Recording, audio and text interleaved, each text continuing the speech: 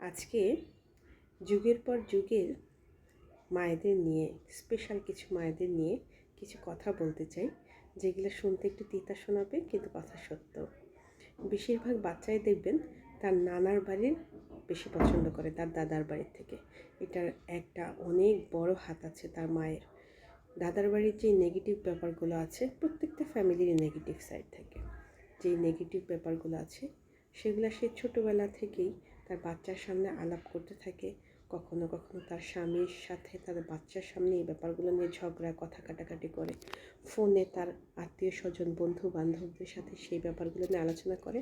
তখন কি হয়, এই বাচ্চাটা ছোটোবেলা থেকেই দাদার বাড়ির বদনাম শুনে খারাপ দিকগুলো শুনতে শুনতে বড় হয় এবং তার মাকে যারা কষ্ট দিয়েছে তাদেরকে সে একসময় ভালোবাসবে না, এটাই স্বাভাবিক।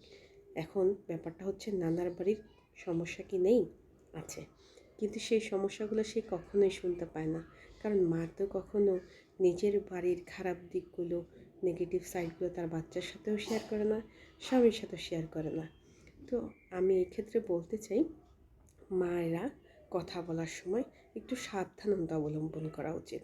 আলটিমেটলি সে কিন্তু ওই বংশেরই সন্তান, তো তাকে সেই বংশের খারাপ দিকগুলো যতগুলো লুকিয়ে রাখার চেষ্টা করবেন ততই আপনার জন্য মঙ্গলজনক, আপনার সন্তানের জন্য মঙ্গলজনক।